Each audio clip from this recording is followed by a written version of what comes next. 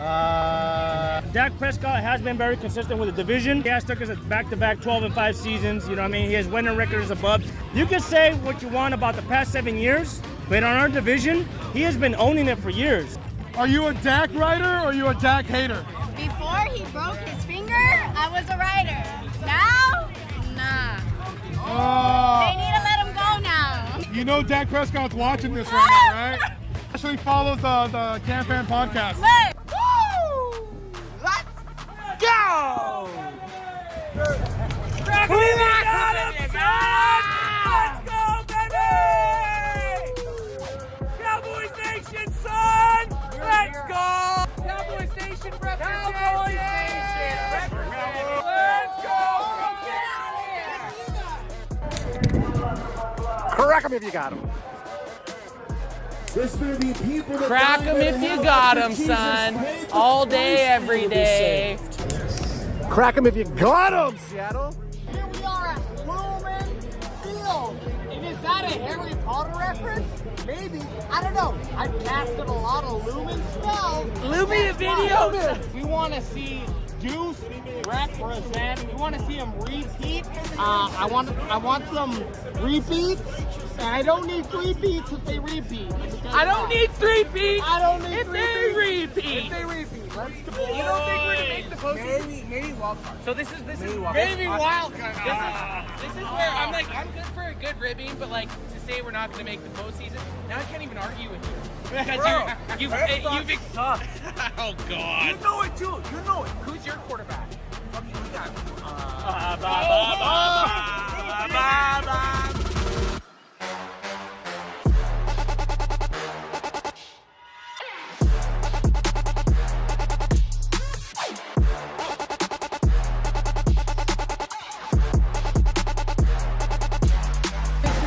This is our year. Look at those moves.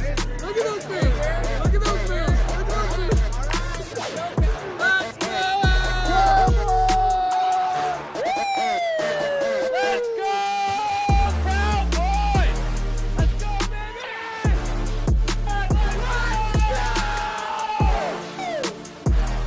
Cowboys Nation showing up!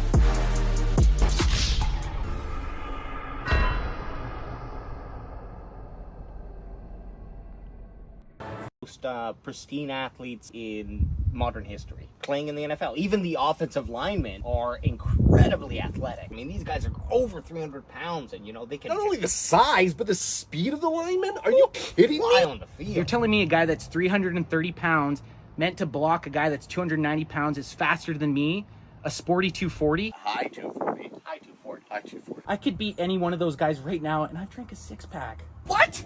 You're wearing Crocs. My 40 time is better than any of them. Erroneous. Erroneous. Erroneous. Erroneous on all accounts. I've never been more sure of anything in my life.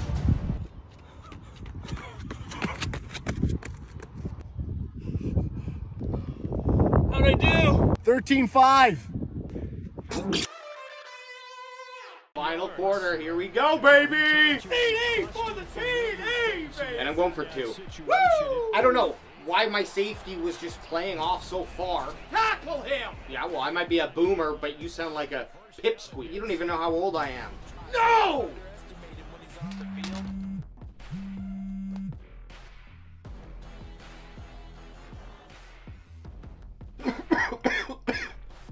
You little shit. You didn't win the game, I lost it! Make sure you know where he is because he understands how to Call get that a open throw? in key situations.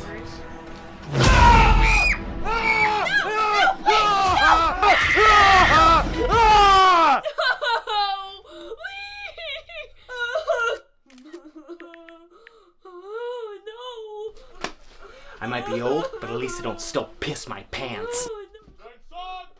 Protect you and your loved ones with CRACKEM VPN. Ever heard the game Marry, Kill? Okay, like, yeah, I'm gonna give you 3 people, and you're gonna decide who will you marry, who will you who will you kill? Okay. Jerry Jones, Dak Prescott, and Tony Romo. Marry Jerry. He's got all the monies. Probably Tony. Dak Prescott. Gotta kill him. I'm kill Romo.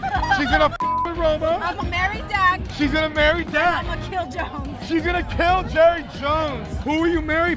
Kill between Jerry Jones, Dak Prescott, and then Tony Romo. I'm out. Jerry Jones, you. So Jerry? Jerry Jones, you. Okay. You. Who will you marry, Dak Prescott or Tony Romo? Tony Romo. Tony Romo. So that means you would kill Dak? Yes. Marry Dak, kill Jerry Jones. Jerry Jones, poor Jerry. Tony Romo. Why not? He's probably one of the best commentators, announcers on the game right now. Tony Romo? That's mine. That's mine. Jerry Jones, right now. Right now. You heard it here, guys. You heard it. We need trash can. Oh, here we go. AJ, you have to sleep in this for the night. Yep. Football we already got. AJ's trying to take a piss right now. Trash can. Stickers. Stickers. Couple stickies. Couple stickies? Yes. So we got a trash can. We're gonna go test it out in the toy aisle.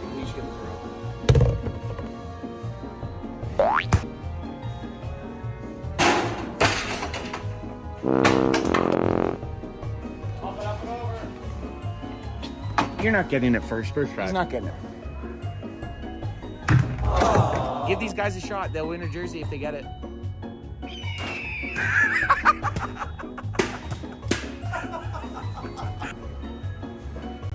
Oh, none of us made it. Come on, Dad. You get a free Cowboys jersey if you get it. None of us have made it. Dad's going for a shot. Come on, let's get it. Oh, that was the closest one. Felt like the closest. That gross? Yeah. We all missed it, so don't worry about it. We missed it. You guys go to the game tomorrow? Yeah. Oh, nice. Cool. Us too. Not only are we giving away 3 jerseys for whoever can toss a football into that can, we're also going to be leaving the can so someone can take that home too.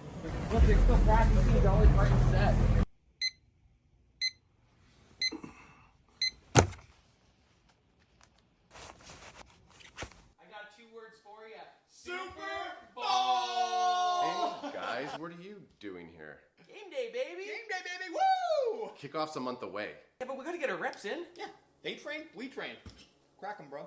No, it's 7:30 and it's a Wednesday. Road pop. Oh! No, I'm going to work and I'm driving. Get out of my car.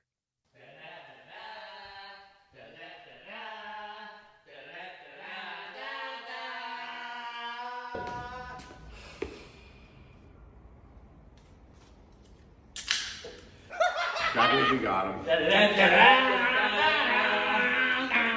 Super Bowl! Super Bowl! Super Bowl!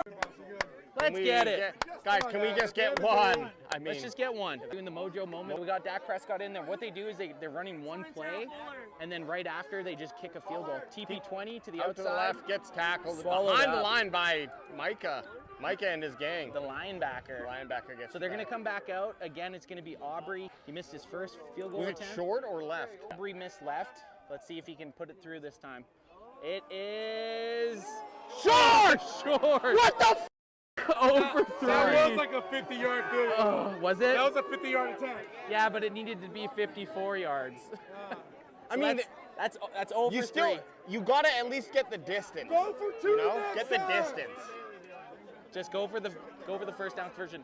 Kicking is still a big problem. Yeah, you're gonna run into those, and it's the distance though.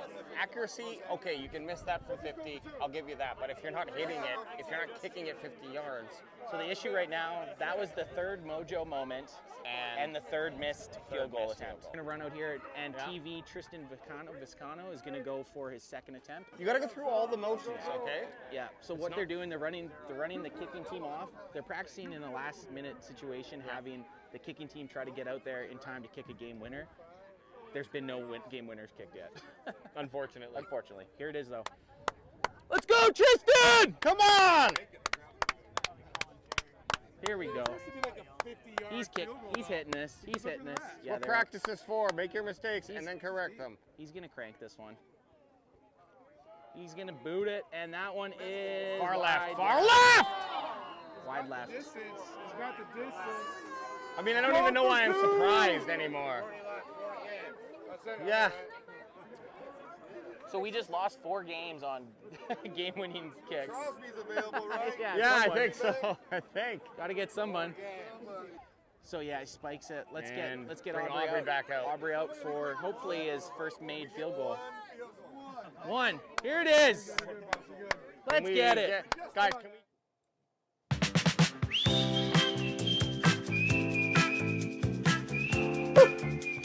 We back, baby. We so back, baby.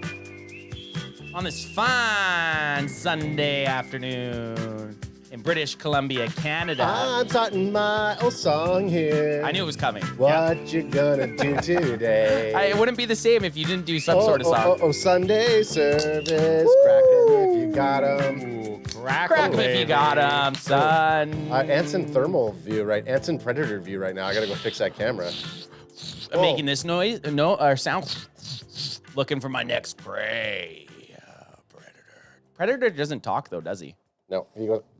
Yeah, he's got the weird tented. What are they? Jowls? Yeah. That's what I'd call them. I would call jaws. them jaws or like snaggle jowls. It's probably like an insect name for it, but mandibles. Mandibles. Is that what it is? I think so. Did we just work through that together? Yep. Guys, welcome to the Cowboys CanFan Sunday service. Woo! 6 Sundays. Crack them if you got them over there, BW1. Had to get you on that intro. No, get me on the intro. We are 6 Sundays away from NFL football. How the hell does that make y'all feel up in there? 6 Sundays, man. Makes me feel one less Sunday more excited, let me tell you, than last week. It's just boner. Is boner one of them? Sundays are just so fun during the season. They're fun right now too. Like showed up early, played a little CFB 25. Yep. Didn't do any pre-show work. Just kind of gamed out, and here we are. Well, we don't, you know it. We don't, and anyone who comes in and listens to this show, first of all, we appreciate you. But you know, we're out here not doing our due diligence, coming in with opinions that are unfounded and without statistical evidence, and that's how we roll. Actually, I'm just kidding. Well, we do statistical evidence live. We do live. We do it live. CeeDee Lamb got signed today. We're like, oh, he did? Yeah. Yeah. Add it to the board. Yeah. I guess we're talking about that. Yeah. For anyone that he didn't actually, I'm just saying that's.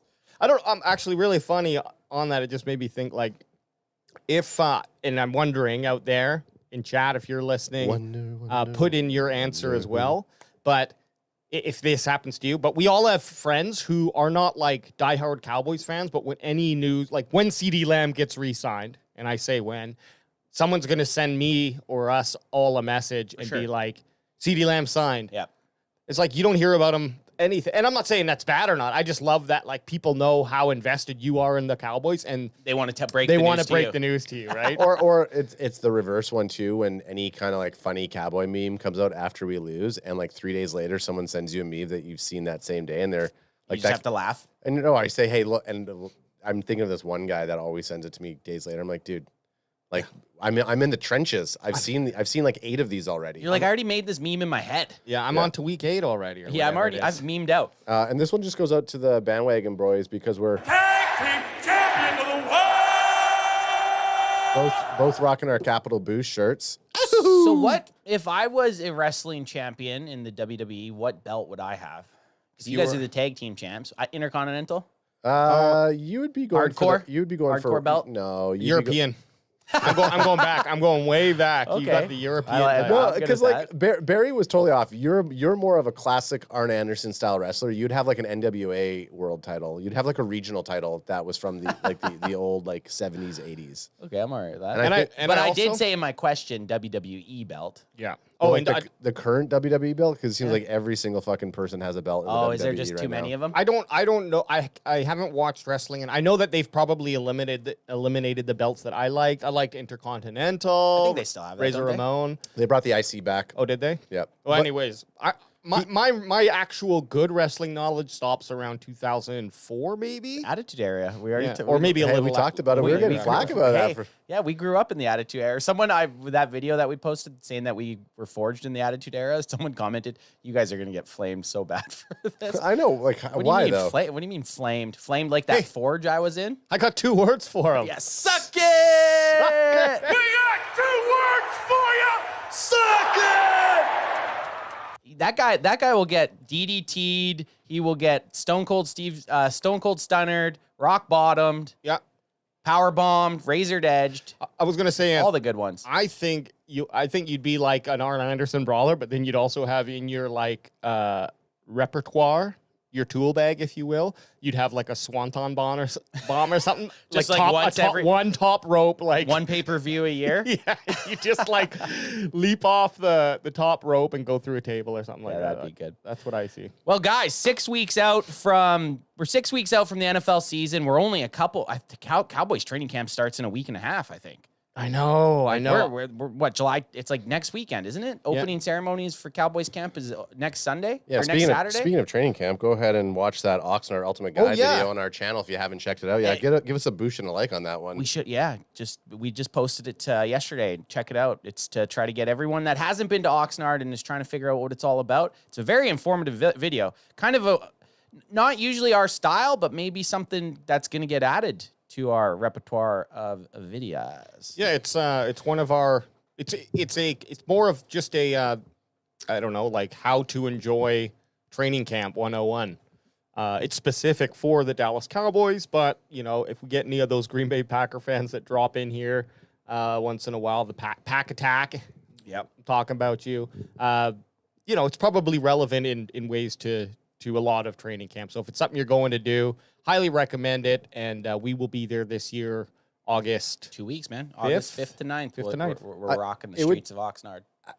You said it's not really our style. I feel like the next one. I knew Ad was gonna. The next one that we do, we should try to incorporate a bit more of our kind of CanFan flavor into it and make it less nerdbot. No. I think there's a place for nerdbot. I think there was good CanFan in there. They had us crushing beers. Yeah.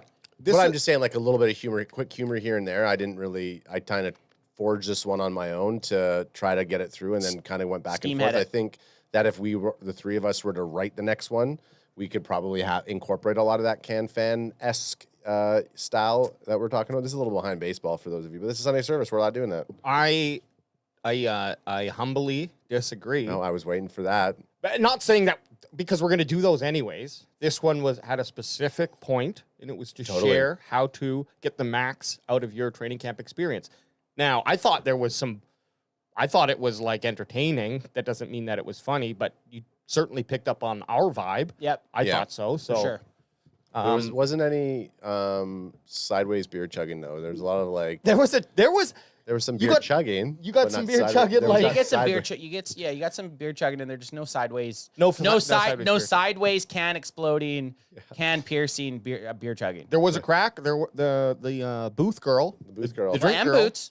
Boots also did a crack 'em. We did. Yeah, Boots did a crack 'em. So there's crack 'ems. I mean, it had elements.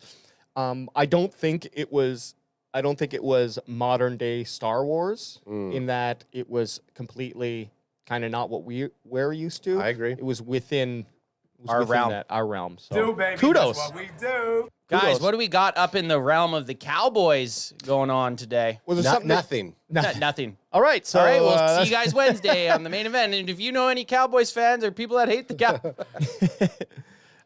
save that because I do want to tell those fans something. Yeah. And Juice it up. You shared a post in our chat, and this is something you said you wanted to. I don't know if you wanted to kick off with it, but I think it's appropriate. No, it's a good kickoff. ESPN, and actually shout out to the Star Access. I poached this off of his Instagram. Go check him out. I poached this post of his. That's ESPN's top 10 NFL quarterback rankings.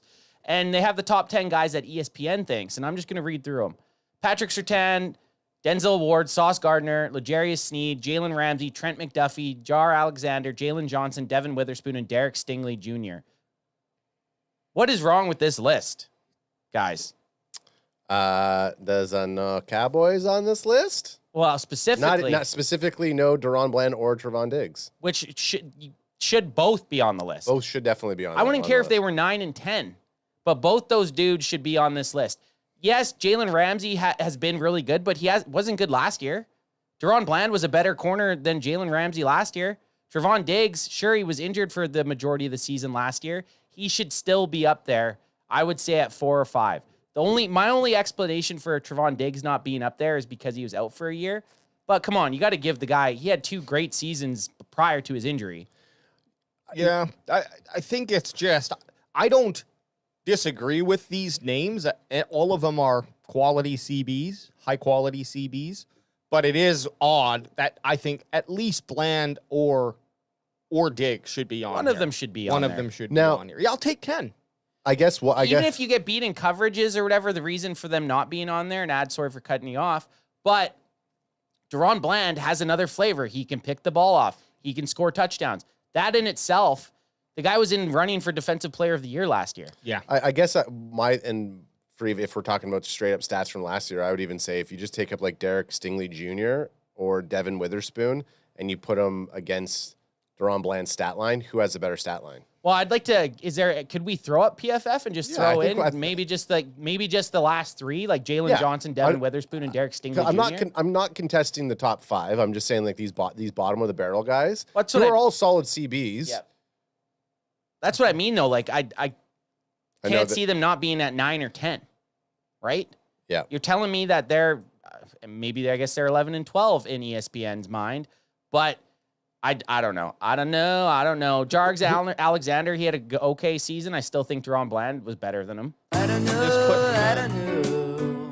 Derek stings. Derek sting my butthole. Derek sting my butthole. Okay, so I'm just seeing if this is gonna work. Okay, perfect. Oh, AJ with the freaking statistician. Well, look at Deron Bland. He's 2 times the big if size of those it'll guys. probably center it up. So this shows you right here. Oh, there you go. It shows the green on the guy that's been better. He's green in every single thing. Yeah, that's good. Minus sacks. Yeah, sacks, which is not really what you're looking for your CB, and not only that, he's. Oh yeah, this is kind of weird. Like it doesn't have.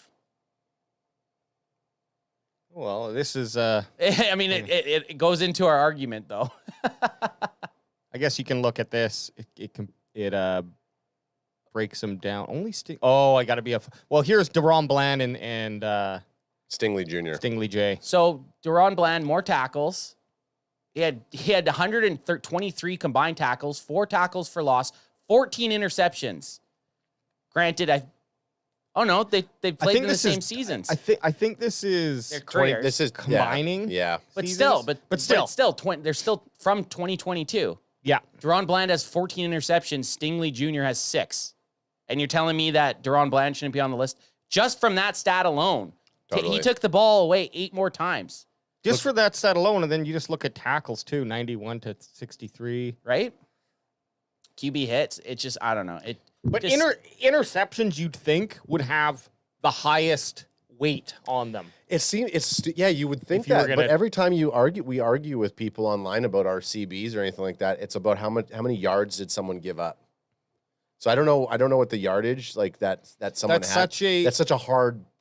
It has relevance, but it's hard because, well, sure, that guy's player may have rushed for. I think one good example is CeeDee Lamb when he had that amazing 11 interception season, and there's a few plays, where he got scorched, and the guy went for a touchdown and probably put like 70 yards on him, but the safety. And it's not the safety's fault, but the safety also botched his role on that defense, and that's why the player, beat.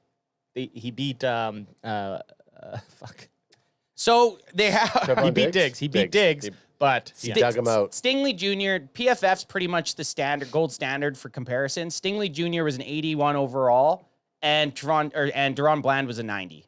Okay. So in my mind, Stingley Jr. needs to be skidded off that, and Deron Bland replaced at 10. At least 10.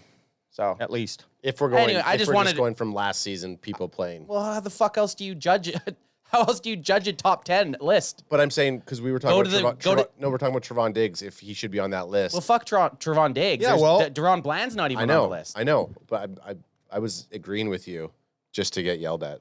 Well, it just makes no sense. This list makes no sense. And I'm done. I can understand Diggs. He didn't play. That's understandable. He didn't play. That's fine. I can understand that. The Deron Bland not on the top 10 CB list makes 0 sense. Well, get their email. I'm writing them. I'm going to write Dear ESPN, you mother Fs. Alex again. Hey. Alex. Hey, comma. Dear Pat McAfee, your guys' list at ESPN is hogwash. Hogwash. Well, when we clip this, we're going to be tagging. We're going to be tagging everybody. Yeah, Pat McAfee, you need to answer for this right now. Anyways, that's all I wanted to talk about of this. We can move on. That's all I had to say about that.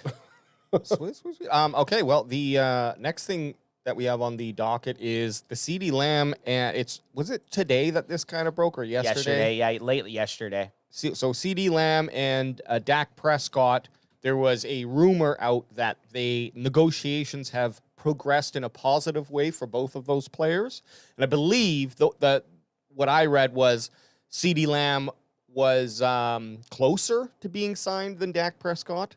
I think, like, how they know this. Well, no, they said the Cowboys are going to prioritize right CeeDee Lamb's contract over Cowboys rumor CeeDee Lamb contract extension is the number one priority over Dak Prescott, which it should be.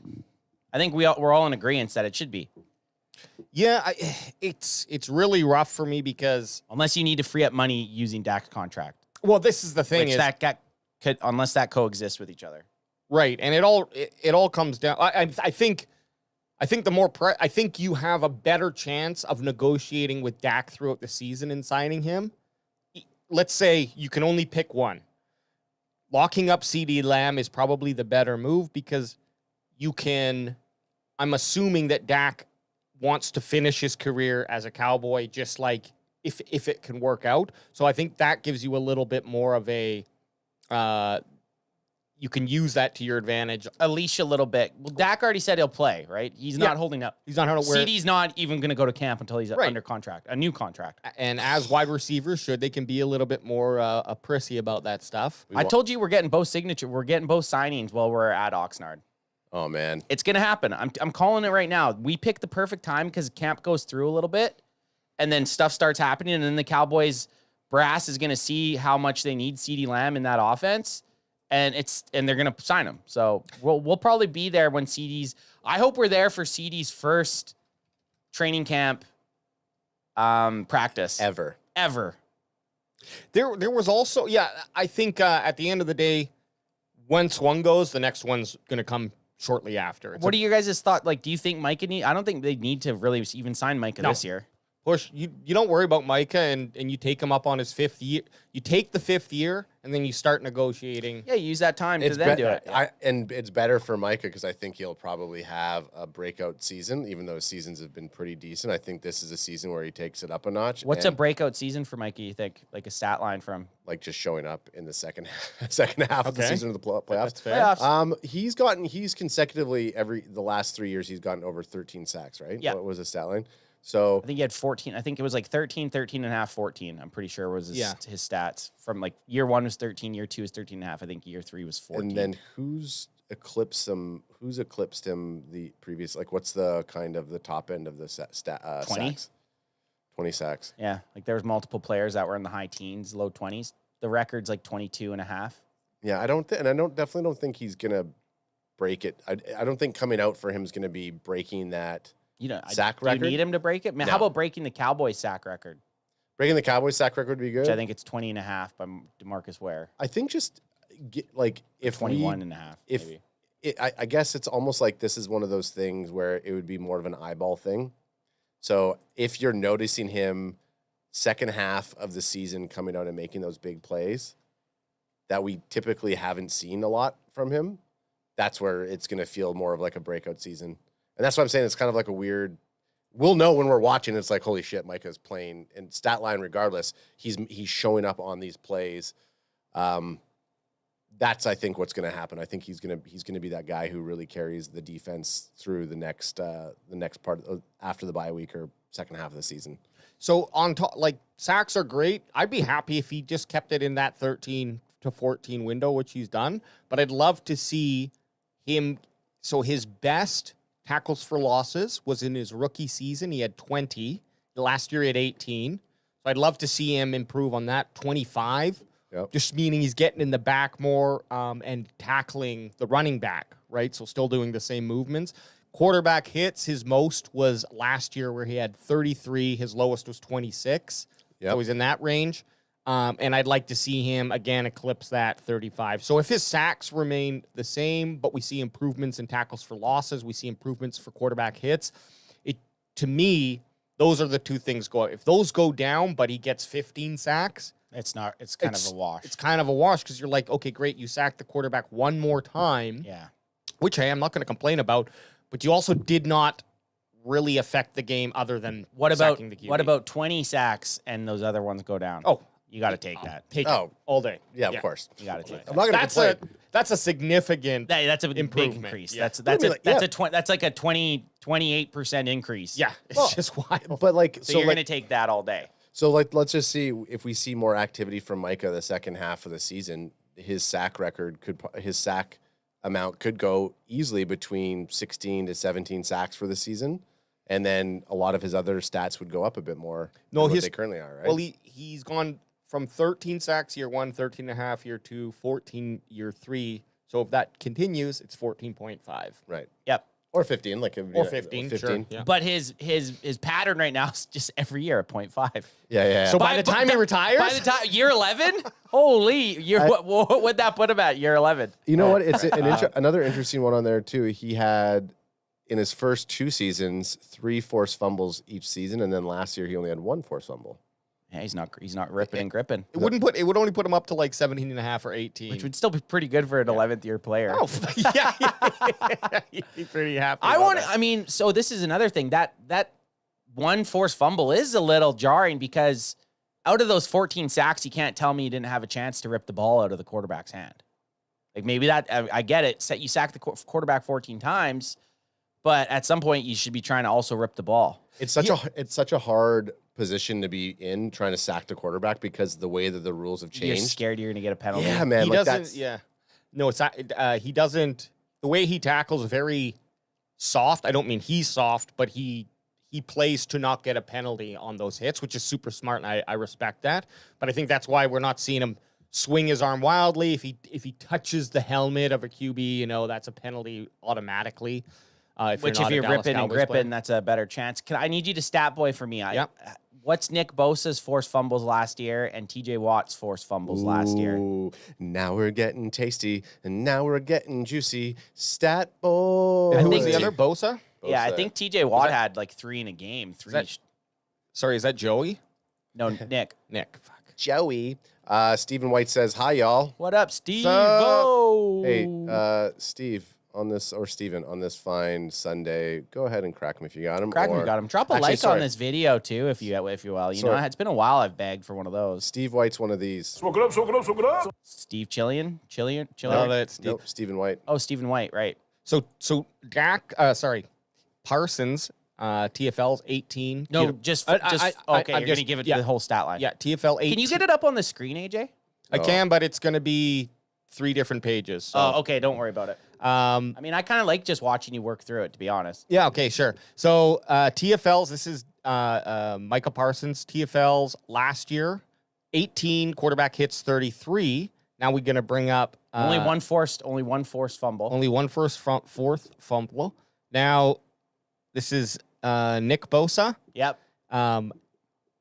16 TFLs, 35 QB hits, and 2 forced fumbles. 2 forced fumbles. So not that many. Not that many, but to me those are pretty comparable stats. Not one is like running away with it. No, they're pretty even. That's Nick Bosa, and then who is the other one? TJ Watt. TJ Watt. God damn it, Alex. Not. No. Right now you're stat boy. You're not Alex. It's like you're like Justin Jefferson. When Justin Jefferson puts on his glasses and his chains, he becomes. What's his nickname? Greaseball or something? Jet. That's what it was. Jet. When Alex loads up a spreadsheet, he becomes stat boy. Stat boy. Then from TJ Watt, we got 4 forced fumbles, 19 TFLs, 36 QB hits. So he was the best player of the 3 last year. Definitely, but not so far ahead. So like what Micah Parsons doing. And 19 sacks. And okay, so that completely. He was the best defensive end just by looking at the others. And they're all awesome. I'd take any of those dudes on the Cowboys, but TJ Watt's stats were better because and I know people get mad when we talk about Micah not closing out the season. TJ Watt closed out the season. They were neck and neck all year. Yeah. And then he just kept consistently where Micah's numbers dwindled a little bit at the end of the year. Do you think that those 4 forced fumbles were all on the QB? with his 19 sacks? Probably pretty close to it, yeah. We don't have to check that out. I don't know if there's a way, but I'd say I'm going to go out on a limb and say yes. I think so too. Although he had 19 TFLs, so there's a possibility that he ripped and gripped on a running back at some point. Gotta be ripping and gripping when you can. But okay, what were we talking about before we got CeeDee Lamb? CeeDee Lamb signing his contract. See how we're coming back? So yeah, CeeDee Lamb. There, we're back.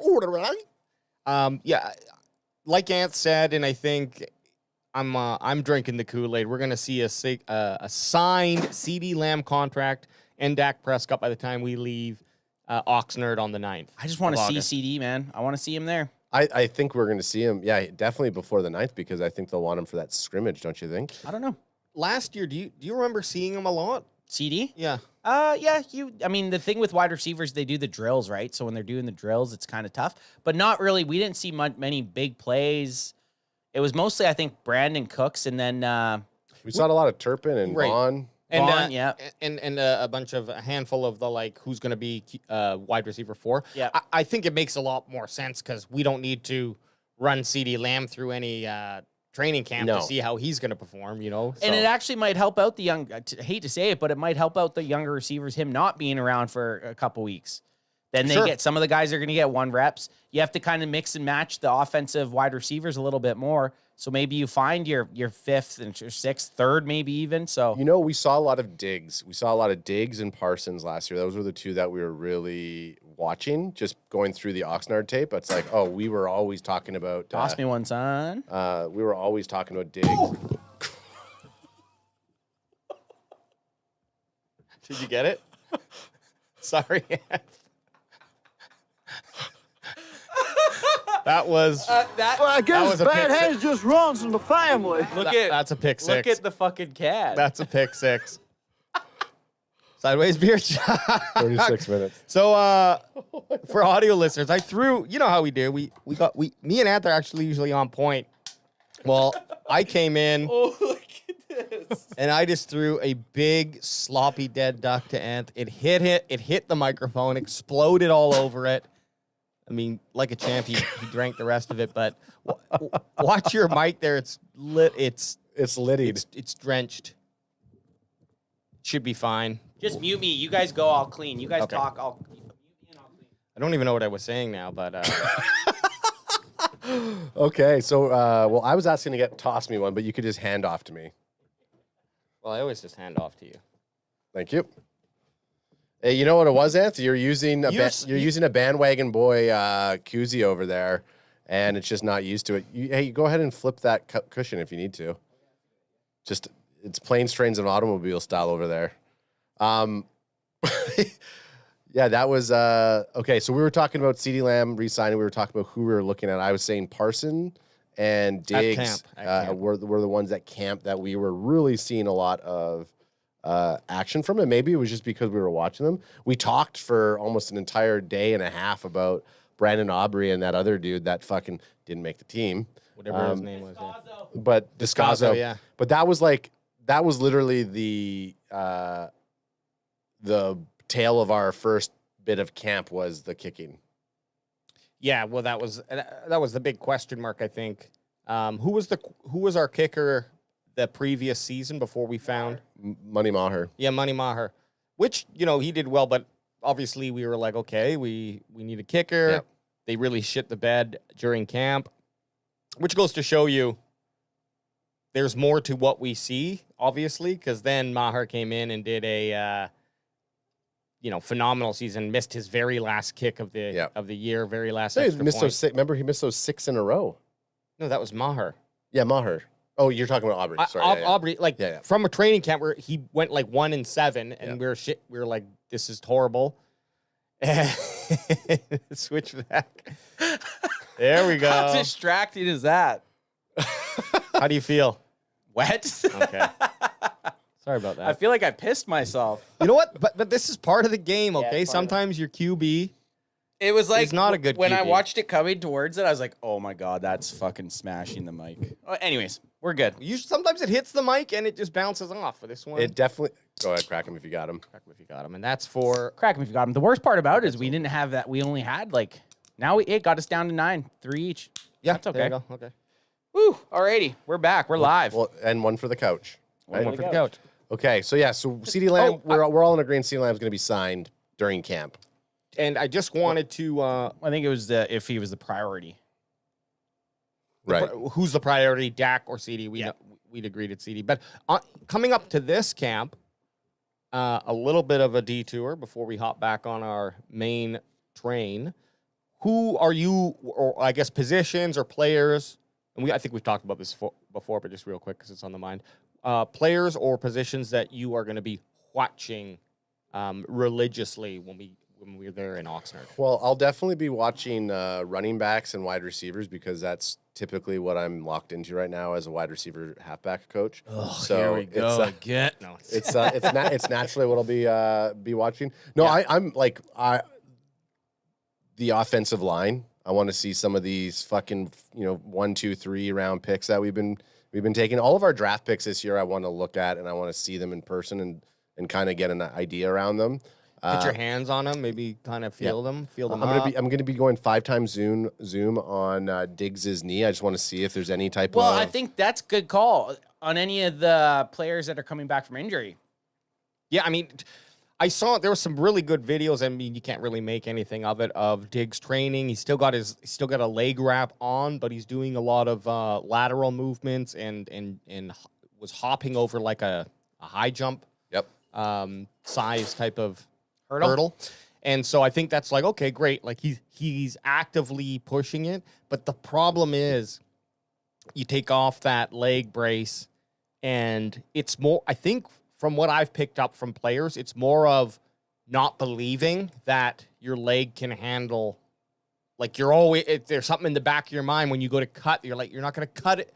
You're going to cut it 90% instead of 100% because you're worried. You don't want to re-aggravate that injury. Yeah. So the only benefit to this whole injury was that it happened very early in the season last year.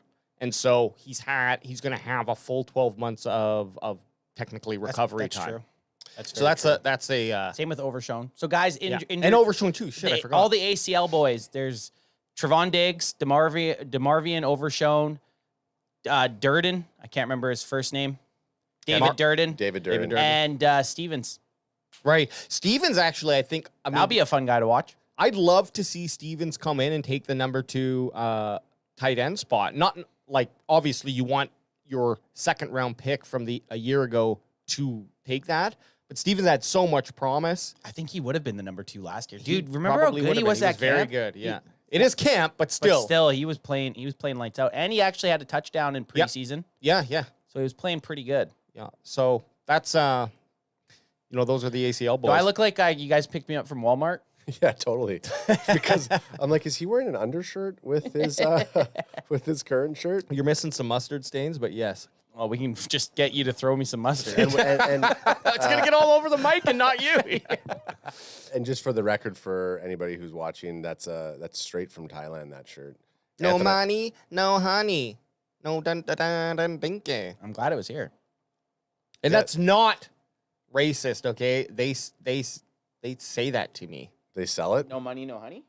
Well, like, it's just like a funny thing. Obviously, it's to do with... Oh, if you don't pay, you don't get the P. And that's what Jerry says to his boys. Oh, I didn't even understand that. The no money and no honey? Yeah. But that's what it means. Yeah, it means... you pay to play. If you pay, they'll bring honey to your table. Interesting. Yeah. Winnie the Pooh. Winnie the Pooh. Nittany Lion? Winnie the Pooh. Nightmare Lion. Yeah, that's right. Okay, and one last thing on this convo, unless there's something you wanted to hit up in chat, no, go for it. Is this odd?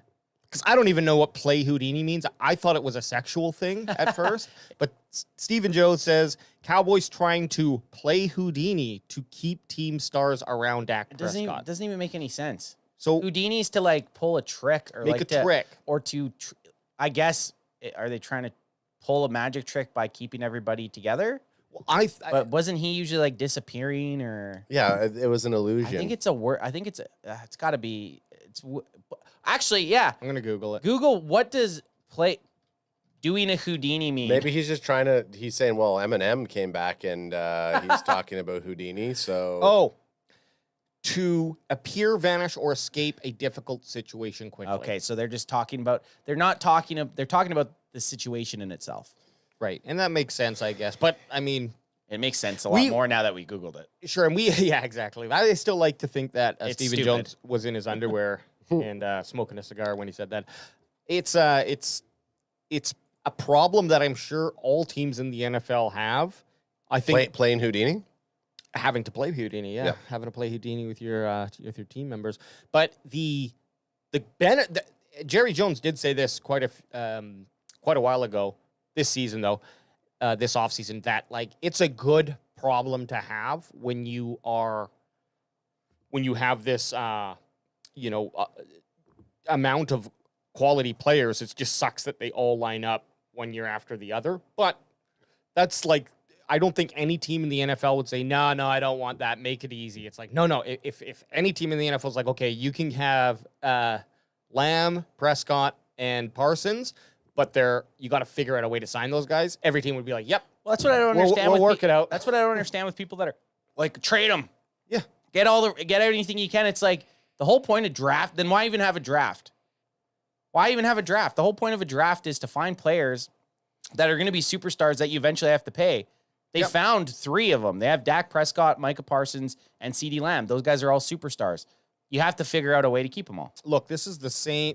These are probably the same people that are still thinking all we need to do is give Deuce Vaughn the football, and he's going to turn into the running back we all think that he is. It's funny because that sediment is gone now, because we've posted a few videos about Deuce Vaughn, and people are just like, compared to last year at this time, where if you said anything negative about Deuce Vaughn, yeah. Which I'd rather him go into the season with no expectations than with the amount of I told you right last year at this time, I said it was unfair the amount of expectations people were placing on a 6th round undersized running back. Yeah. Now everyone's gonna be a little bit less expecting the world from him. So maybe not. Maybe fuck yourself. Okay, well, crack 'em if you got 'em, son. I guess we can wrap that up, and now let's get into our top 20 Qs, baby. 20 Qs, 20 Q day. Boom, boom, boom, boom. These are the top 20 questions from DallasCowboys.com. We are on number top 20 questions going into training camp. Top 20 questions going into the training camp at DallasCowboys.com. DallasCowboys.com. And from the staff writer. You know, my favorite answer is always from Eat Me Out. Eat Me Out. Eat Me. I like bolognese. You like bolognese?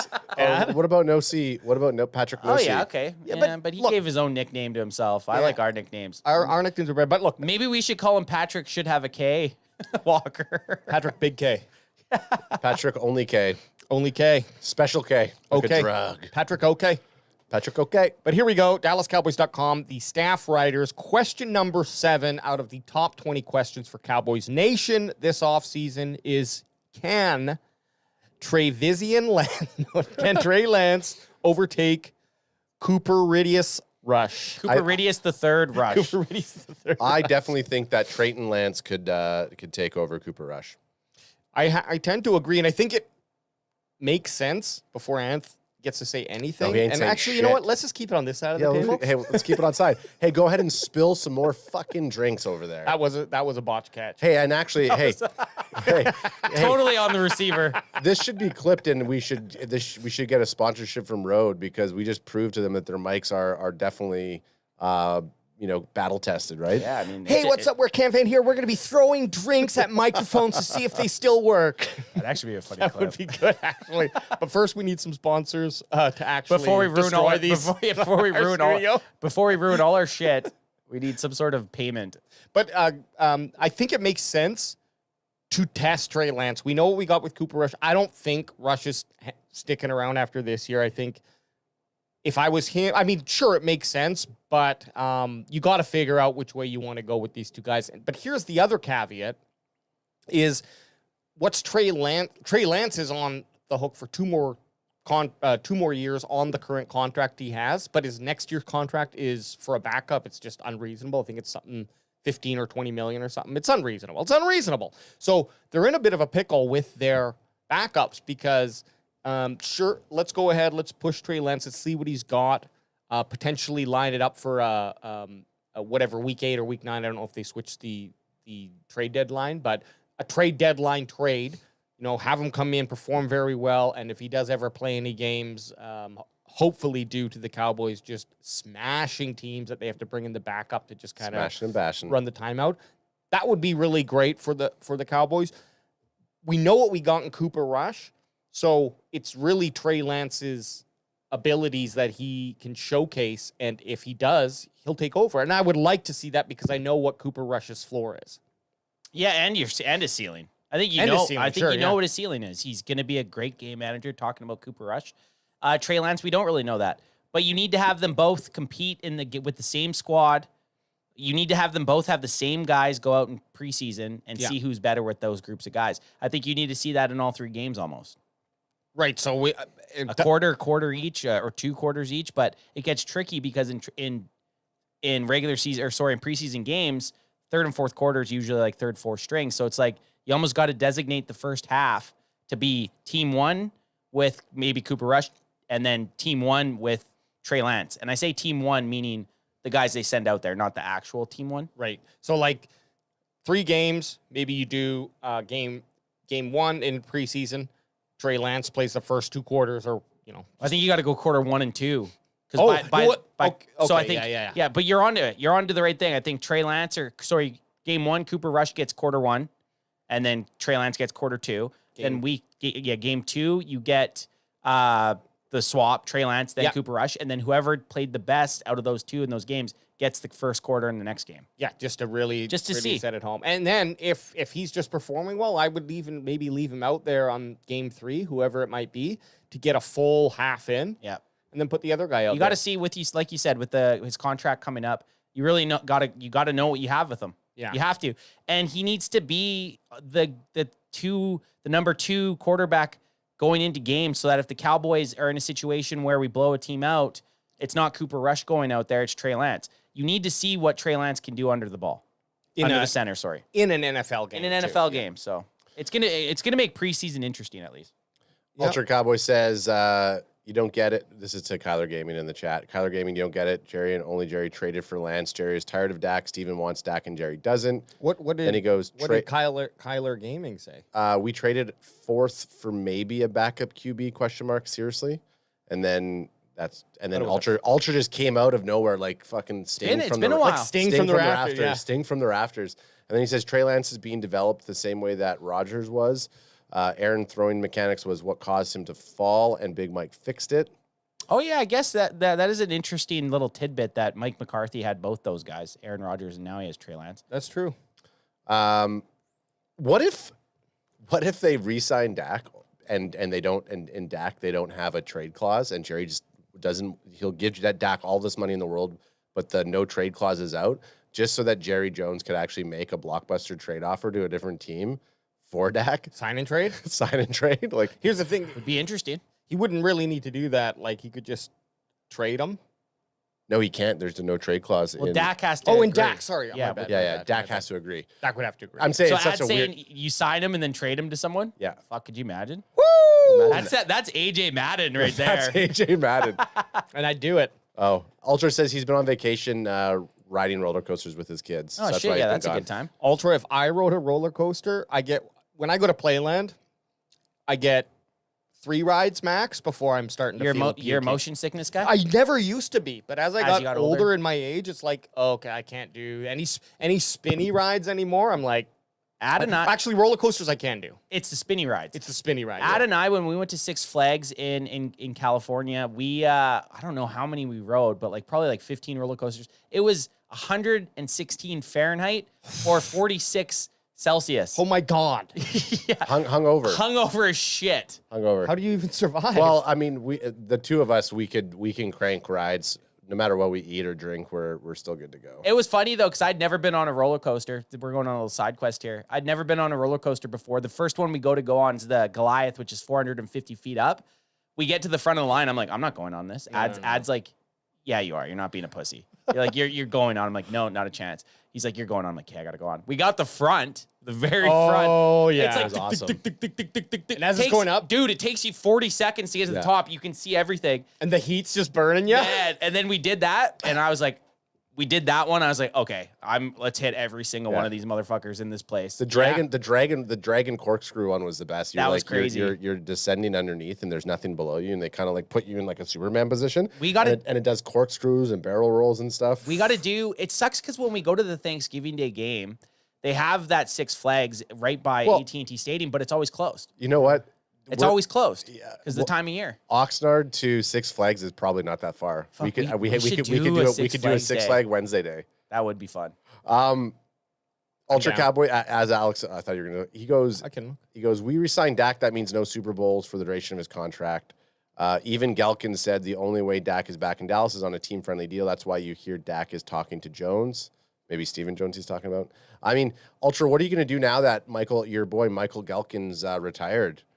Oh yeah, who's he going to listen? Michael to? Galkin retired. I think so. Yeah, I did see that. Yeah. Well, he's not. He's leaving wherever he is. Maybe he does. I thought it was a retirement post. He's still pretty young. No, well, like he's taking a sabbatical.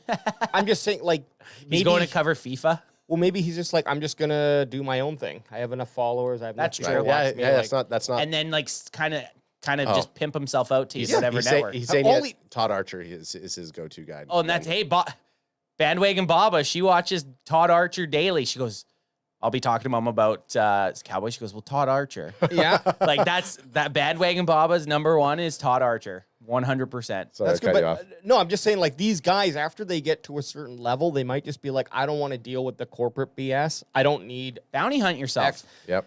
Or even just, I have the followers. I'm going to go out and just buy a camera, get a good mic, sit in my beautiful office with all my awards, and I can talk to people this way. Like, they don't need, Michael Galkin doesn't need a network. It's only. That's what Fisher does right now. So he does the Fish Report, which is Bandwagon Bob is saying Mike Fisher's her guy. Oh, Todd Archer. Sorry. And then I said the Fish Report. Yeah. Okay. I was just trying to call Bandwagon Bob out by dropping Fish. Well, she gets mad that I don't ever. She'll post stuff in the comments here sometimes, and I don't bring it up.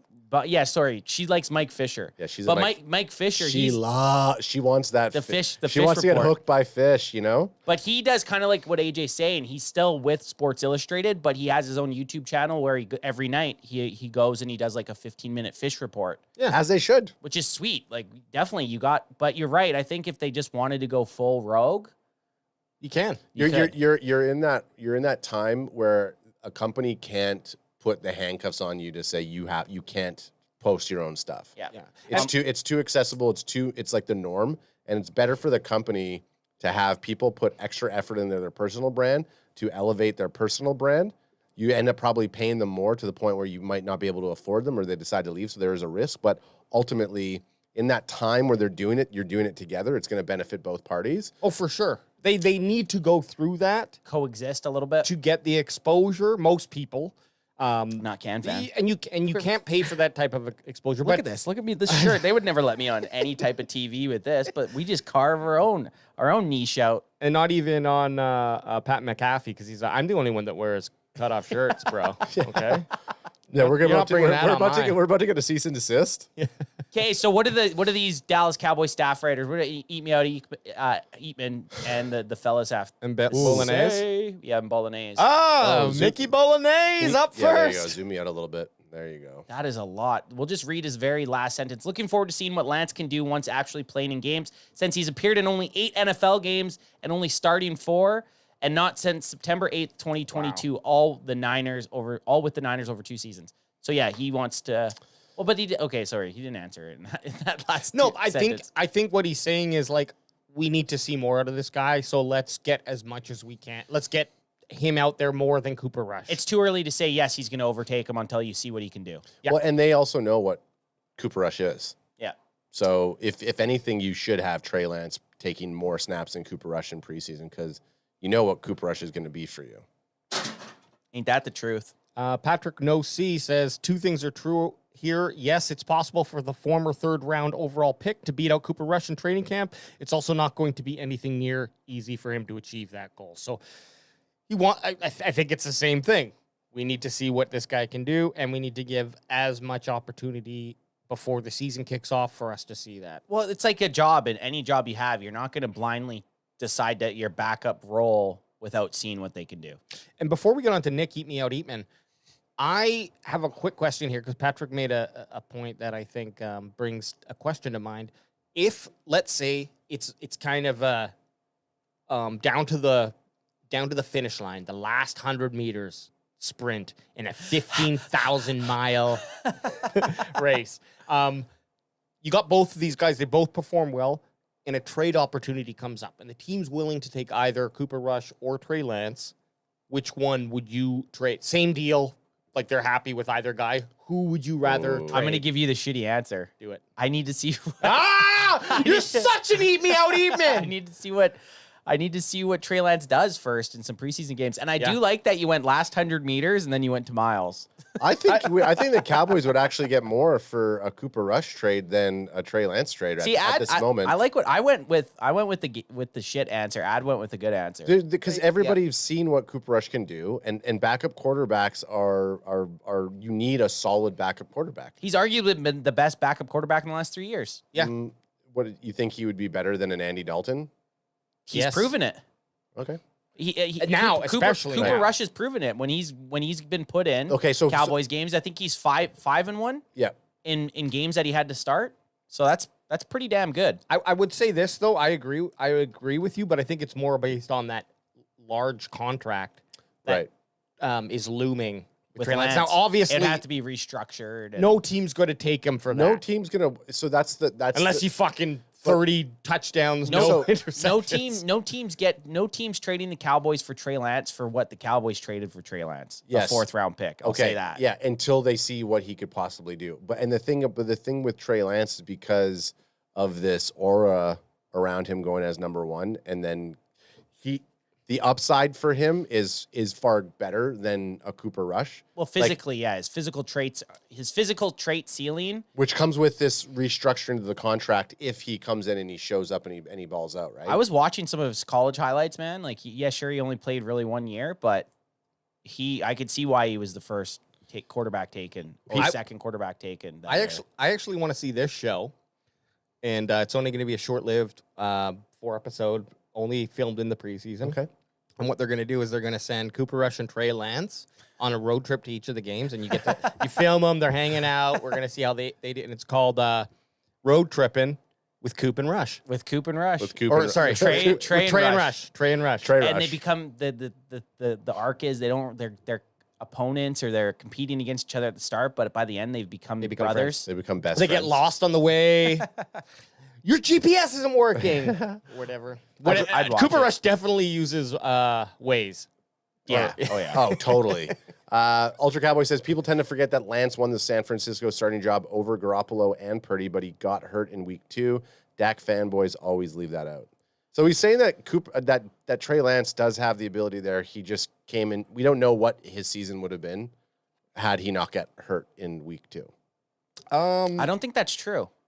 Well, this is what Ultra Cowboy said. He goes, Lance won a starting QB job before. Cooper Rush has not. Is kind of what he's saying to us right now. Yeah, but this is where every. Let's look at the name. Hang on. He's right. Brock Purdy did come in halfway through, like week 5 or 6 after the injury. He is right. Purdy wasn't who he is today, and it was Garoppolo and Purdy, not Dak Prescott. Like Cooper Rush is playing against Dak Prescott, and this is years ago. Ask Devontae Adams who he'd rather have quarterback, Garoppolo or put all of them on Garoppolo, Purdy, and Prescott. I bet you more people pick Prescott. Not just like Purdy is perfect for the San Francisco offense. But you have to ask people that aren't Cowboys fans. That's right.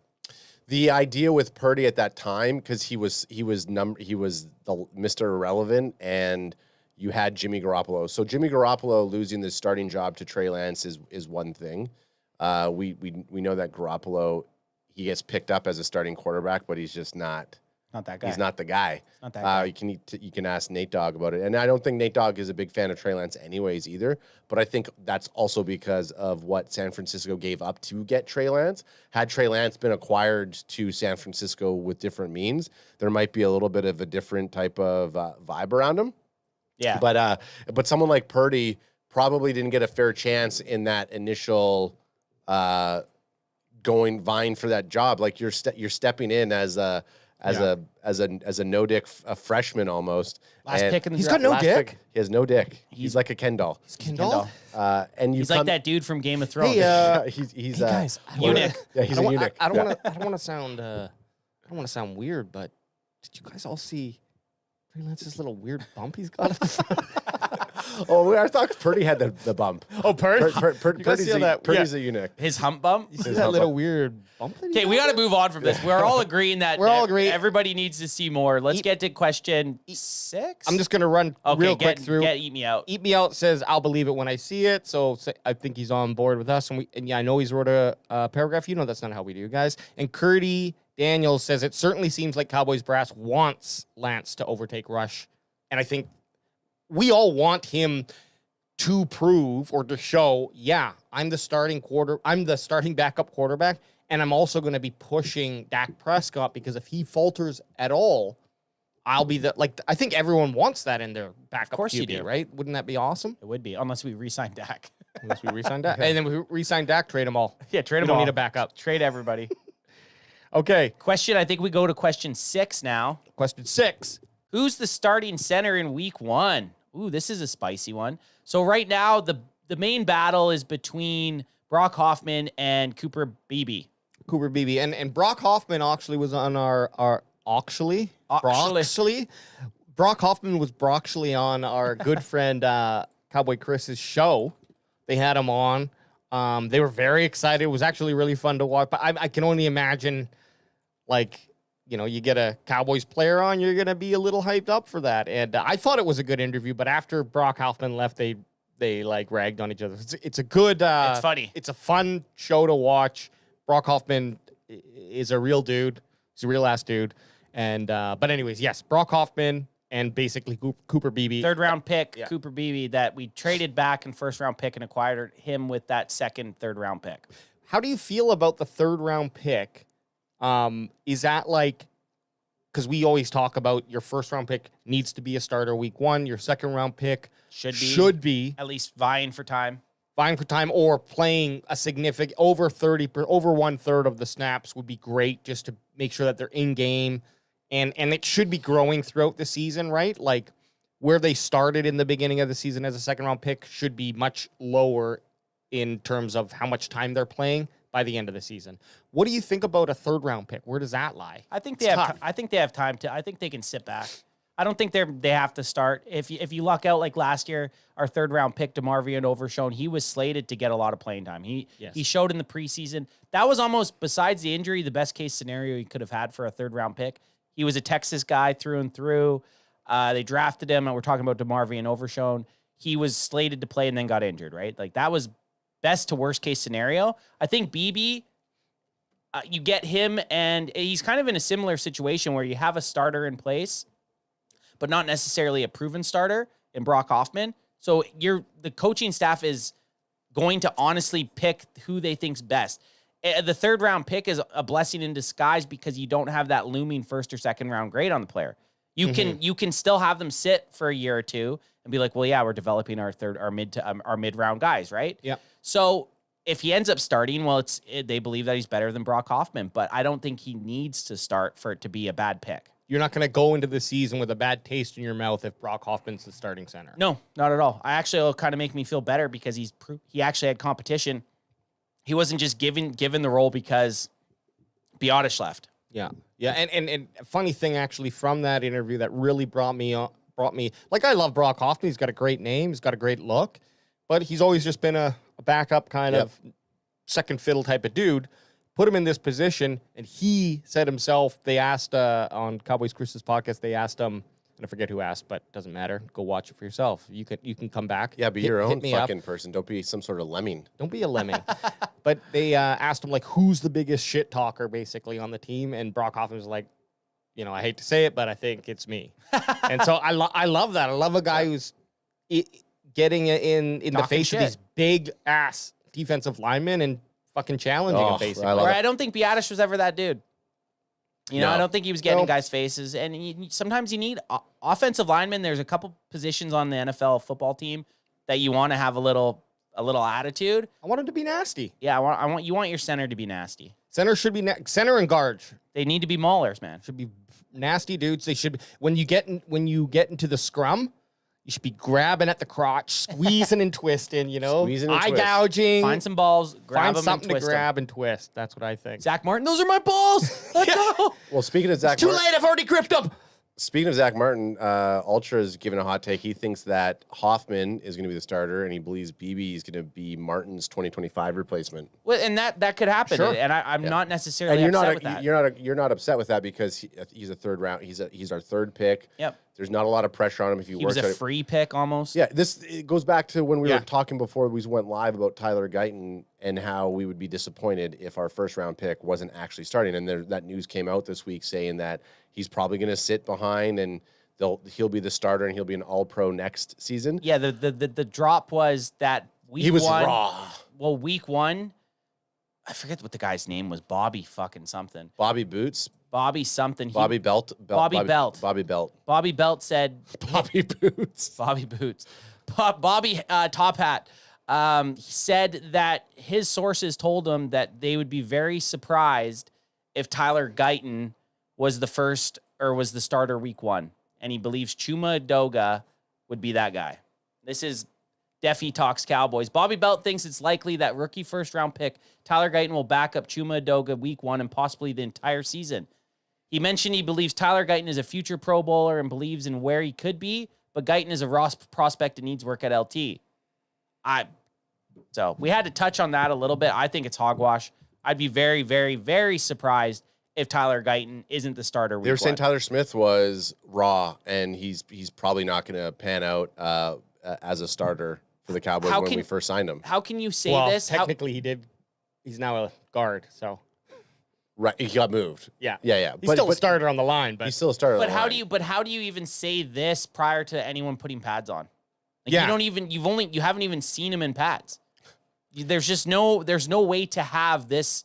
And even if you do have a credible source, there's still no way. There's guys that come in as undrafted free agents that aren't even expected to make the team that end up becoming starters. So how can you say that about your first overall pick? You haven't even given him a chance to compete for the spot. But it's an interesting trajectory, and if it does go that way, do you feel like the Tyler Guyton pick was a miss? Then we should have taken the other available players that were available on the 26th pick instead of trading back, which would mean we wouldn't get Cooper Beebe. BB's my baby. I like Beebe, but I mean, like you said, we haven't seen pads on these guys, so. It's too early. If this is the case, would you have still drafted Guyton if he's going to show up in year 2 and be a lifelong tackle? No. Not a chance. I'm sick of that. I'm sick of drafting for the next year. Yeah. I'm fine with drafting for the next year with your 3rd to 7th round picks. True. That's okay. Your 1st and 2nd round picks should be, at least you should be trying to draft for them to be instant starters. Otherwise, how do you upgrade your current team? You're always going to be a year behind. Yeah. If you're not getting that extra player that's going to put you over the top. I understand the Mozzie Smith pick because it was a dire need and he was the best defensive tackle. But I don't like when people say that Mozzie Smith was a pick that was supposed to develop and be in 2024, 2025. No, they picked him for that year and wasn't panning out for whatever reason. But the Cowboys went to the divisional round and lost in 2022. You should be taking guys that you think would make you better in 2023. Cowboys went to the wild card round and lost in 2023. Well, now you should be taking players that you think are going to make you better going forward. I don't believe they used a first round pick, let Tyron Smith go to let Chuma Edoga start week one. Right. That does not compute to me at all. I'd rather trade back to get a lower cost per year, do the same deal that they did, but then use that money to re-sign Smith on left tackle, right? For sure. I would rather that play out because then you're still getting a guy who you want to come in lower cost, so you have more money to afford, and then you keep Smith around for another year. And then everyone's like, "Well, Tyron Smith gets hurt." Well, then you put Chuma Edoga in, who's going to be the starting center in that scenario, right? So, but who's the starting center? Let's get our final answers on this. I'm gonna go because we need an answer. I'm gonna say Hoffman. I think Hoffman's going to start. I agree. I think Hoffman will start, and I think BB's going to be playing kind of a. They're going to test him on different points of the line when they can, and we'll discover where he should go on that line, because it is true. Alter makes a good point. We are past the point where Martin's going to be hanging his cleats up. More than likely, it's next year. If we do get another year out of him, he's the arguably one of the best guards in the NFL. But at what point does that start to dip down, or that he's only playing 6 games a season because he just can't handle it anymore? He's a big boy and he's got knees like everyone else. So a lot of miles. And who do you think? I think it's gonna be Hoffman. Well, and realistically, say your 3rd round pick that we came in last year, we said, hey, we got a good offensive line, but if somebody gets hurt, we're fucked, right? That's what that was the reality of last year. Yeah. So say Hoffman starts and BB's put back in backup role. BB can replace your left guard, your center, and your right guard. BB provides that flexibility on the line. For sure. You can now lose, and I'll tell you this right now, even if Hoffman ends up winning the starting center role, guaranteed we see Cooper Beebe at some point. Yep. Whether it be subbing out Tyler Smith, whether it be subbing out Hoffman, or whether it be subbing out Martin. Offensive linemen get hurt. They're too big. It's too physical. There's injuries. Having depth is huge. So the pick, just because he's not starting, it doesn't devalue them taking BB in the 3rd. And I can see Cooper Beebe coming in for a lot of like Zeke and BB like kind of pull plays. And having him kind of lead out for him. Yeah, kind of what they did with what the hell was his name a couple years ago? I can't remember who it was, but we had McGovern. They were doing that with McGovern a couple years ago. Well, I mean, and that's what BB's known for. That he did that with Deuce Vaughn when they were in their collegiate careers together. He just let Deuce jump on his back. He said, "Hey, just get in my." It was like Ant-Man and fuck. Yeah. Get on my saddle. But that like if he comes in and he's a guard and they're gonna pull the guard and then they're gonna have him kind of be that lead out blocker for Zeke on some of these smash and bash plays, like that's fucking sweet. Like hell yeah. You can't be upset with that. And again, that flexibility. Toss me one, son. That flexibility and depth. Toss me one, son. Oh, so I didn't have it. I should have had. You moved it out of the way. You moved it out of the way, and you were ready to go. Well, the funny thing is, for the longest time after AJ hit the mic the one time, I would always go like that, and then I was getting too comfortable. I needed that pick 6 to Oh, happen. Pick 6 to happen. It's not going to happen. And by pick 6, I should say piss 6 because it feels like that's 6. That's probably that's 100% the first piss 6 because that was a clean shot to the can. The can was donezo. Yeah. The can was donezo. Yeah. Usually they just spray up. But that was a smash. Spray up or spray off? Yeah, let's get through these Cowboys staff writers, see what they think. Mickey Bolognese. What do you got? Oh, they gave us some bold, but there's nothing wrong with Hoffman winning the backup center guard responsibility on the game day roster. And that, too, might be a battle with TJ Bass, though really hasn't had that much practice work at center during his rookie season. I don't consider Bass in there. I mean, Bass is kind of just a depth guy. And then that's fine. Actually, it's what Bolognese says at his first sentence. This might become the most competitive starting position battle during training camp, and something that we could watch, guys. Yeah.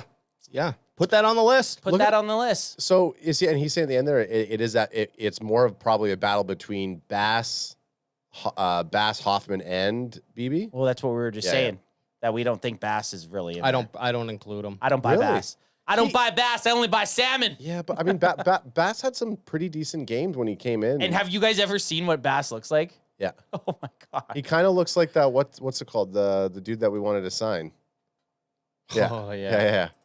TJ Bass. I thought Bass when he came in, he was a formidable backup. I don't know. I don't remember him. Exactly. That's why he was a formidable backup. He had a couple good games, and actually he played with Hoffman in a couple games, and Hoffman and Bass were both in, and we were like, oh. And we thought we were going to be yelling, "You're a liability." We thought it was going to be Ryan Gosling and Remember the Titans, and he played quite well. He played decent. There he is.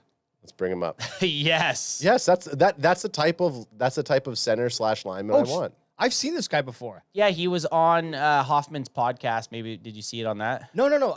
I was in a 7-Eleven buying a shitty hot dog at 3 a.m. one day, and he was behind the counter. A 7-Eleven Big Bite? Yeah, he was behind the counter. You know what TJ Bass looks like? He got stung by 6 bees. Oh yeah. He's like, they say the swelling's going to go down in about seven to 8 days. Hey, man, I like a bruiser like that. No bull. No, and look, if he does, but it is true. I think that is true. Center is going to be something we're going to keep our eyes on. Yeoman says, but Brock Hoffman will start at center week 1. I really appreciate the guys knowing that we've been going through their block of text, and now they're kind of bolding it for us. Yeah, they're like, these guys are reading the wrong lines. Let's give them the ones that they want to read. So we appreciate it. Man, us as staff writers are getting our fucking asses handed to us on the Cowboys CanFan pod. Let's make sure we bold these. Email says, no, but don't bold me. Don't bold me. No bold. I want them, but then he puts it in the first sentence. I'll take BB on this one. Hey, Eat Me Out knows what he wants, and he's directing you right to it. It's going to be a competition. That's the greatest part about it. It's going to be a battle. That's the good thing. And then finally, Nick Harris here says, this isn't a there isn't a battle I am more excited about. Cooper Beebe comes in with a wealth of offensive line knowledge, and Brock Hoffman comes in with a full offseason of workout in the facility. So It's going to be a battle. You also can't forget about TJ Bath. He's basically putting a third steak on the Barbie, if you will. And yeah, I guess, look, we'll bring him in. Competition breeds greatness, man. The only thing you're going to have to do is wait for our daily report from training camp. Cottage cheese sharpens cottage cheese. As I'm talking, I look like a bag of milk over here. Yeah, but you got that construction. You got that construction. That glow. That construction glow. Okay. You have that dad strength that you don't have a kid with, though. It's construction strength, man. Yeah. It's a thing. So we did hit last week. We hit up the question 5, which is what is Mike McCarthy's biggest So do challenge? we finish on 4 and keep ourselves 3 for Wednesday? Sure. Let's do that. I think that's a good way. I think that's a good thing to go. I think that's a good way I got to to go. pull an answer. Oh, no! What the hell? Oh, man, I can't remember the last time I had to. It's been since the draft coverage that I've had to go take hit the little girl's room. So before we hit this one up, I do just see in chat here we got I think it's Kyler Gaming says, are we really trusting Steele for the next 5 years? Hell no. I think this year is going to be a very, very good telling sign. I give the mulligan on the first year back from an ACL. I do. You have to. He's still young. He still has a chance to bounce back. I know people are going to say, well, Michael Gallup was in his second year. Michael Gallup was also a few years older. Yep. You don't want your big dogs coming back from knee injuries ever, because obviously it was physics, weight plus weakness. Yes. It's going to probably have a higher chance of it happening. But you have to give him another chance. You got to give him another chance. And if he didn't have the season that he did in 2022 before he got that injury, I think we'd both be moving on already, saying, yeah, we should move on. And why did we draft the center? We should have been drafting a right tackle. Exactly. But he has that, like you just mentioned, he has that, okay, he was injured, so we're going to give him a little bit of a cushion on that judgment. And then he also had a lights out 2022 season when he was playing. So it really comes down to hoping he bounced back. Also, though, we don't have anyone to replace him. You could shuffle the line around a little bit. Guyton played right tackle. Tyler Smith could go to left tackle. Like, there is some shuffling you could do. Yeah. You do have, and that's where depth on the offensive line becomes so key. Because if, say, week by week 5, it's like, okay, this offensive line is not working out. Well, then you start crafting in that lab. You start taking. Crack him if you got him. Oh, shit. Crack him if you got him, son. I'm getting scared. You guys did it to me. I was on Anth for the crack 'em, and then I switched over to AJ, and then as soon as I switched over to AJ, you cracked it, so I'll get my own official. And this is just a ploy so that I'm the only one who has crack 'em if you got him on. Crack him if you got him. Crack him if you got him. Crack 'em if you got him, and crack 'em for your friends. I love the idea. I love the idea of you do shuffle the line, but you always want to default to putting the players into the place that they are the most efficient. So like if I've been using this a lot lately in my own world, but like if you are most efficient at a position, say 150% efficiency, and then you move him to left tackle and he's 75% efficient, you're just dropping your entire quality of your line down. Whereas if you keep him in that position, you could bring in someone who's a little lower because you've still got an overall, like, we've got 2 out of 3 linemen who are in their prime position, which just brings the whole line up because they're not going to be making those mistakes. When you move guys out of their position that they're prime in, more mistakes can happen or just overall general weaknesses. So it's such a, juggling. Well, I got a question then to kind of play. I like that. You're right. I keep a guy where he's meant to play. But okay, in this hypothetical situation, Terrence Steele's playing, let's say, at 45%. Dog shit. I'm just gonna say percents, just to make it easy. So he's playing at 45%. Tyler Smith's playing at 85% at left guard. Okay, but if you could take Terrence Steele off the field, switch Tyler Guyton to right tackle, now get 73% from your right tackle, put Tyler Smith at left tackle, get 80%. Sure. And then still have your left guard be at like a high 70s. Yes, then that makes sense. That's the only way I mean it is if you have one guy that's performing below than average, but you can put 3 guys that are performing better than average at those positions. Yeah. And that you got to give Terrence Steele. I'm giving him the benefit of the doubt. I think he's going to be better than he was last year. I really do, because he had a great year in 2022. Last year he started getting better at the end of the season too. He really did.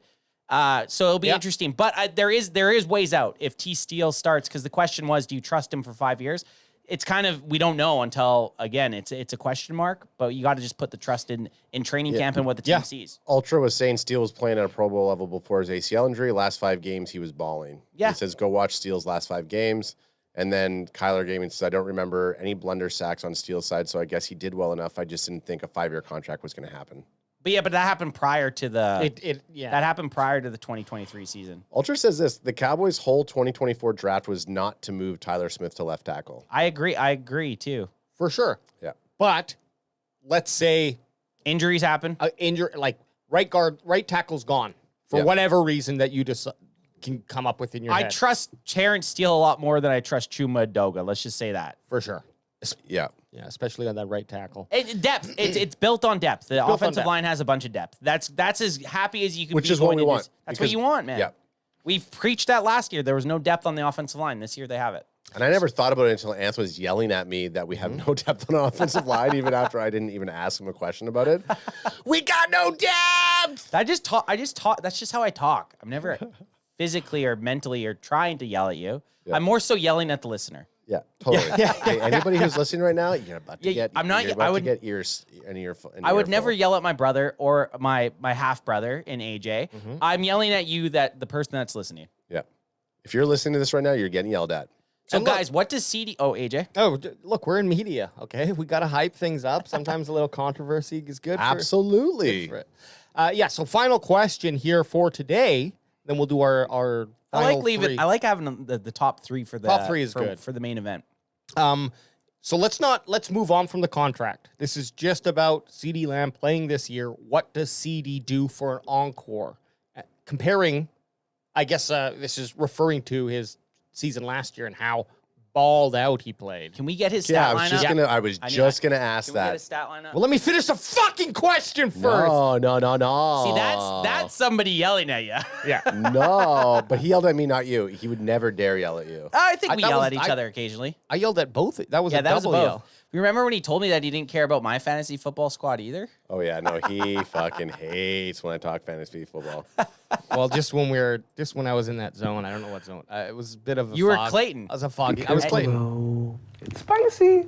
So this is CeeDee Lamb's stats from Stanky stat line from Sedarius Lamb. Look at that, man. Look at that. 2020 still had a pretty good year, but then 2021, 2022, 2023, all years that he was in the Pro Bowl, and then 2023 an All-Pro player. Guys, that is a mint. Every single one of his stats that you look at, targets 111 2020, 120 in 21, 156 in 22, 181. He should have over 200. He should have over 200 targets next season. And at some point, I think he's in a very Goldilocks zone with those targets. I don't think we want to see him, unless Dak throws more, you don't really want to see too many passes going to one player. No. Right? Because it just means that no one else is fucking doing anything else. I'm okay with 200. I'm okay with 200 too. But that's like we're breaching the end of the Goldilocks zone at that point. Can I put a request in here for a second? Yeah. Can you just bring up his 2023 stat line? I think it was from Google where it shows every single week. I just want to see his first 6 weeks where he was basically non-existent. I think you can do. You might be able to do this. Okay, I think I know what Adam's talking about. Just It's, when you go to Google, just straight Google. Because every fucking time we would hear someone talk about Dak and Jalen Hurts, I'd always look at the Google thing between the two of them. It's nice to use. I might have to. Yeah, it's okay. Take your time. This is his first six. It's a thankless job right now. What his you're doing. first six. Oh, here it is. This is good. And then you just got to scroll. Yeah, this is good. ESPN. So down, AJ. Down. First 6. There we go. Look at that. Look at his minus the New York Jets game. Bullshit. Yeah. 4 for 4, 4 for 7, 4 for 6, 4 for 5, 7 for 7. So he 100% could get to 200 targets. Well, and you look at those games, and obviously if you don't get thrown the ball, you're not going to have the stats. But you look at when he can put on that mustard, and even I think the best look here is his average yards. Yeah, obviously it's New York Giants. It was a 40-0 blowout week 1, which I'd love to see that again this season. Just week 1 blowout like that. But he had a great 19.3 average, but then it was 13, 13, 9, and then 12.3, 16.7. They started passing to him more. Then it started to become more consistently above 13 yards per average. Look at that. Look at weeks. And only 1 touchdown in his first 6 weeks. I'm telling you, his ceiling, man, is what he did in the back half of the season. His ceiling, look at these games, man. He did have some 227. He still had 10 targets though. Yes. Yeah, no, they're very true. Very true. Right? Yeah. Like Carolina, okay, whatever. Washington, whatever. But look at well, even those games, like if you're thinking about what could he actually produce, like it was very. It's almost like take a couple off of some of these other games and put more on these other ones here to kind of balance it out for him. On a 44-10 game, who cares if CeeDee Lamb isn't getting more than 1 touchdown and 53 yards? Like fantasy football players, us fantasy football. I had him, CeeDee so Lamb. I was pissed. Yeah, exactly. Right. For me, sorry, that wasn't in CanFan. Same thing with running backs. They need to be in the game early, and then you need to continue to go to them throughout the game. When CeeDee Lamb gets 10 or more targets, he has an exceptional game. They win. And that's what they need to do. You almost look at this. Well, I guess he had 10 and a couple losses. But let's go back now that we've been able to here. Yeah, we've been able to kind of take this in, seen what he did, saw his stat line from last year. What do you got? What's your guys' encore for CD? Okay. That's a very good question. He's going to get more targets because they're going to throw to him from the beginning of the season. Especially when he's one of the highest paid wide receivers in the NFL. I mean, there's no problem with him getting 200 targets, to be quite honest. You keep that same reception percentage. So he's going to be up to probably like 145 receptions at minimum. Add on his yardage, like he's going to be up to 1,900 yards. Flirting with 2,000. A couple big breakout games, right? Which is an NFL record. And then touchdowns, 14. Oh, I like that. Ooh. So because he had 1 in his first 6 games, exactly. Man. And then 11 in his last, what is that? In his last 11? Yeah, so I'm only adding 2 extra touchdowns. Which is in the first 6 weeks. Which probably should have happened. Yeah, exactly. So, that's where I'm going. I'm going to say 200, 145, 200 targets, 145 receptions, 1,900 yards, and 14 touchdowns. That's like the proper trajectory. That's what it tells you. And that's just keeping pace with what he did last year. That's for all his years. That's just gradually going. Obviously, there's going to be a top-out mark, and even if he tops out at what he did last year, that's pretty dang good. Yep. But we haven't seen him hit that plateau yet, so that's what you have to go with. The interesting thing is you look at his yards per reception, 12.6 in 20, 13.9 in 21, 12.7 in 22, and 13 in 2023. So he's right in that same range. Yeah. So he catches the same amount yards per reception, right? So the only things that can increase are his targets. That's a great yards per reception. It's a massive. Yeah. If his targets increase, he's going to keep getting better. So he just needs the ball more. And if he gets that, he's going to have a better season. And the other big stat here is his catch percentage specifically. You just look at his years, 67% year 1, 66% year 2, 69% Hello. Nice year 3, 75% year 4. Catching 3 out of 4 passes. That's amazing. Ad, what do you got? Okay, so I'm gonna go 201 for his targets. Oh, you fucking don't. I just Price is right. Price is righted me. And he's going to do 150 receptions, 151. I think he's only going to get 14 tuds, but I think he's going to knocking on that 2,000-yard door. Well, what though? I think he's going to eclipse 2,000 yards. I need a number. 2012. Great year. Good year. World ended. World ended. No, and you know what? It's 250 yards off from 1750, rounding up to very 2000. doable. Very doable. So you just add on. That's 50 extra yards for those first 6 games.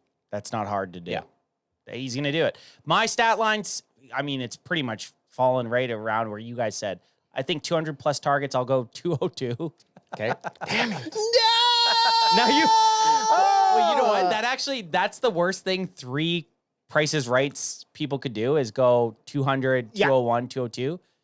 202 now, you all lose unless he gets more than 202. Yeah. But everyone does, because if you go under. That's what I mean. So he has to get 202 plus, which is like, that'd be very impressive if he has that many targets.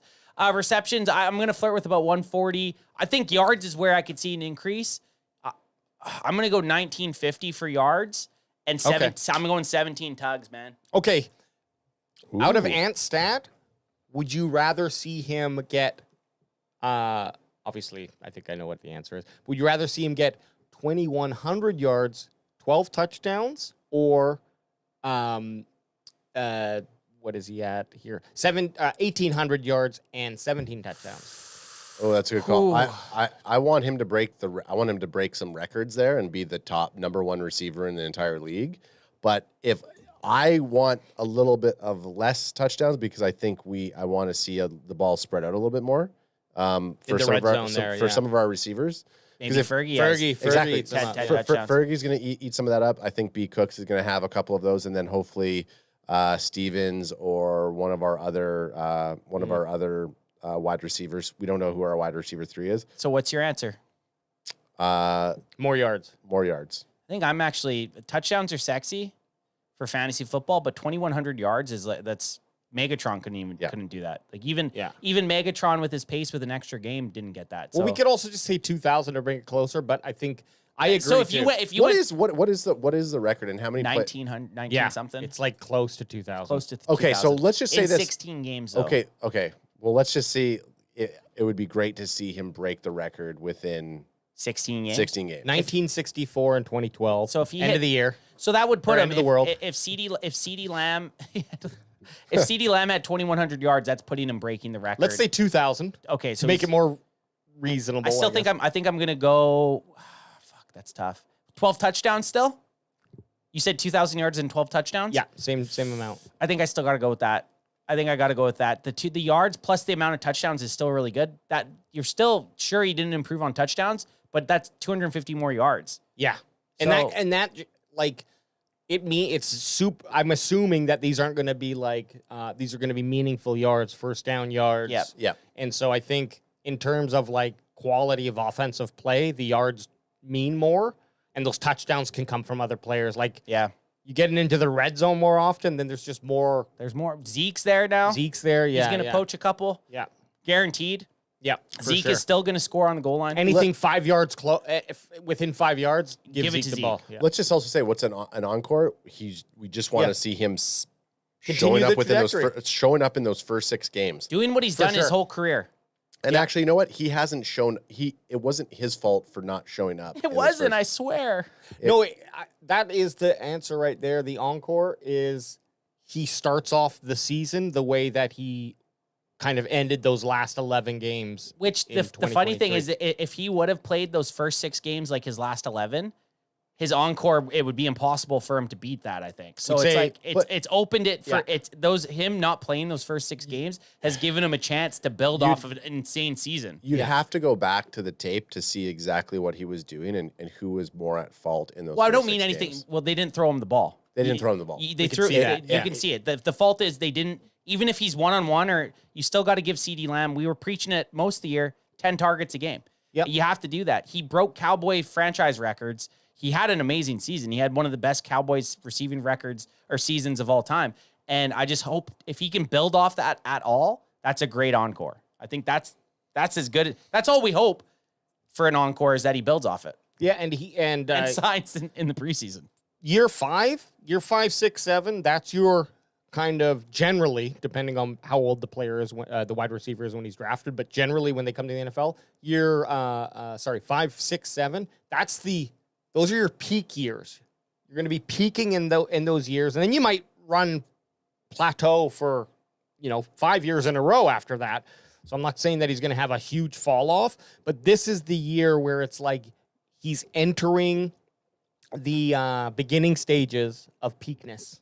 Yeah. Of the CD peak.